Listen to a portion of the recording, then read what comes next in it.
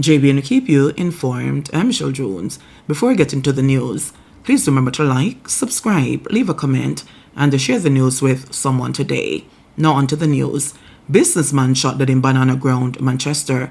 The police are investigating a gun attack in Banana Ground, Manchester on Tuesday night that left one man dead and another wounded.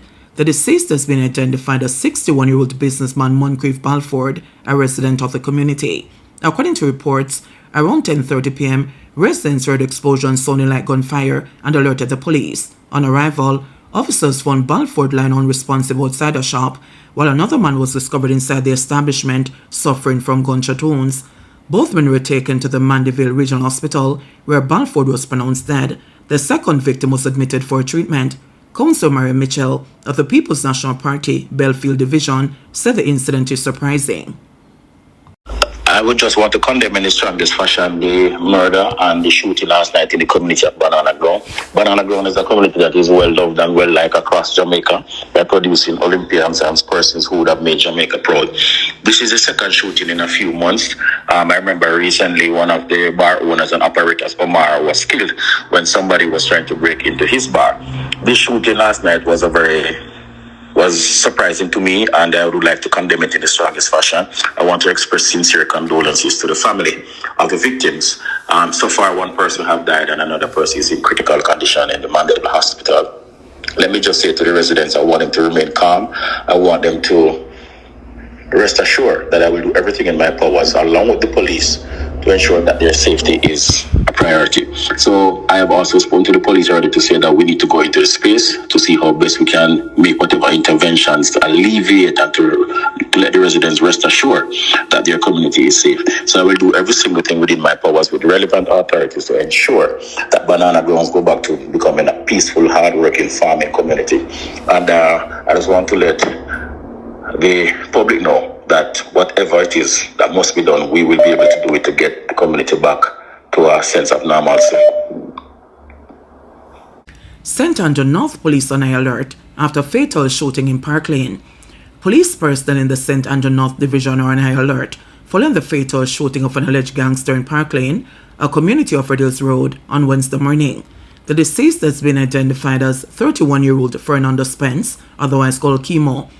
According to police reports, around 5 a.m., a team carried out an operation at premises occupied by Spence. During the operation, the police allegedly pointed a gun at them. The officers reportedly took evasive action and returned fire, hitting him. Spence was taken to the hospital, where he was pronounced dead. Lawmen say a gun and ammunition were seized during the incident. Police intelligence suggests that threats have since been issued by gangsters in the area, prompting heightened security measures across the division. Meanwhile, Spence's mother raised questions about the circumstances of her son's death. She noted that he had been charged with an offense and was reporting regularly to the Halfway Tree police. In INDECOM dollar Halfway Tree, police hold him and crime at Halfway Tree lock up and him a report 3 days a week up there. And the police them know him. Yesterday, with the dispute with him and his cousin, they go up there and him up there and them let him go and come kill him this morning.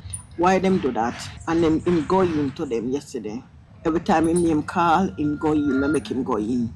Always try to pick up on the right side with the police. Them kill him already. Why put gun on him? Just start the truth. St. Catherine Shopkeeper disarms gunman during attack, hands over gun to police. The St. Catherine South police are investigating a shooting incident in which a shopkeeper managed to disarm one of his attackers and turn the weapon over to the authorities. The incident unfolded around 10 p.m. on Tuesday in the Gardenwood community near Old Harbour.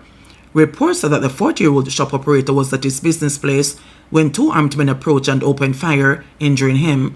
In the struggle that followed, the shopkeeper reportedly wrested a gun from one of the gunmen. Both attackers then fled the scene, leaving the weapon behind.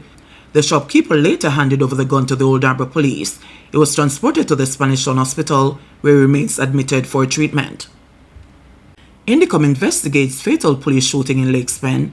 The Independent Commission of Investigations, INDECOM, has opened an inquiry into the fatal shooting of a man during an alleged armed confrontation with the police in St. Catherine on Tuesday. The deceased has been identified as 27-year-old Levi Foster, an unemployed resident of Quarry Hill, Spanish Town. According to reports, around 5:54 a.m., police were carrying out an operation in the Lake Spen community when they accosted Foster. He allegedly brandished a gun and challenged the officers. who reportedly took evasive action and opened fire, injuring him. A .38 revolver with 2 live rounds was allegedly recovered from the scene. Foster was taken to the Spanish Town Hospital, where he was pronounced dead. St. Catherine man killed in North Coast Highway crash. A St. Catherine motorist has died from injuries sustained in a 2-vehicle collision along the North Coast Highway in Stewart Castle, Trelawney, on Tuesday afternoon. He has been identified as Andre Anderson of Eltham Park, St. Catherine. Reports are that about 3:40 p.m., Anderson was driving a white Subaru Impreza when he lost control of the vehicle and slammed into a white Toyota Coaster bus driving in the opposite direction. Both drivers were injured and rushed to the hospital, where Anderson was pronounced dead. The condition of the coaster bus driver remains unclear. Anderson's death brings the number of road fatalities in Trelawney since the start of the year to 18, down from 23 during the same period last year. 2 motorcyclists killed and a pillion injured in South Manchester crash. 2 motorcyclists lost their lives and a pillion passenger was seriously injured following a head-on collision along Bussell Lane in South Manchester on Tuesday evening. Residents have identified the deceased riders, but the police have not yet released their names. Preliminary investigation suggests that about 6 p.m., both motorcyclists were traveling in opposite directions when one reportedly veered right, leading to the crash. All 3 victims were rushed to the Mandeville Regional Hospital, where the 2 motorcyclists were pronounced dead. The pillion passenger was admitted in serious condition. The Area 3 Accident Investigation and Reconstruction Unit is probing the incident. According to police statistics, as of 6 a.m. on Tuesday, September 16, road fatalities stood at 275 and increased from 268 during the same period last year. 2 guns, ammunition, and the stolen cash seized in Manchester operations. The Manchester police were kept busy in separate operations on Monday, recovering 2 illegal guns, several rounds of assorted ammunition and cash believed to have been stolen in St. Andrew. Members of the operation support team were reportedly on patrol about 12:30 p.m. when they signaled the motor car to stop. Police said the driver disobeyed and sped off along the Battersea Main Road. Commanding Officer Superintendent Kerry Duncan said the vehicle was later intercepted with 2 men aboard. The vehicle was searched in their presence and one SSCY 9mm semi-automatic pistol loaded with 13 9mm cartridges was found. Both men were taken into custody for breaches of the Firearms Act. The recovery of these firearms brings us to a total of 21 firearms recovered in the division since the start of 2025 and over 1,000 rounds of ammunition. These interceptions and seizures brings into focus our strategic and deliberate policing activities throughout the parish. And around 8:35 p.m., police were alerted to another incident in the Battersea area. 4 men were seen searching the area, but upon noticing the police, they fled in different directions. A subsequent search by the police resulted in the recovery of a Taurus 9mm pistol loaded with 17 rounds of ammunition. Meanwhile, early in the day, the Manchester police received information regarding a robbery on Mountain View Avenue in Kingston.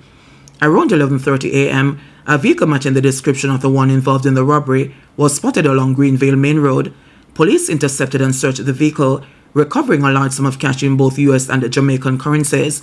1 man was taken into custody. Kingston woman accused of stabbing man in the neck. The Kingston Central Police have charged a woman with wounding with intent after she allegedly stabbed a man while they were at home on Duke Street, Kingston, on September 8. She is 28-year-old Andrea Douglas. The police say an argument developed between Douglas and the man, during which Douglas allegedly used a knife to stab the man to the right side of his neck. The police responded to calls for assistance, and the man was later taken to the hospital, where he was treated. Douglas was arrested and subsequently charged on Tuesday. Her court date is being finalized. Shopkeeper accused of chopping and shooting at man. A 25-year-old shopkeeper is accused of chopping a man in the head on July 25 has been charged with possession of a prohibited weapon, unauthorized possession of ammunition, and unlawful wounding is Jason Winter of Prospect Main Road, St. Thomas.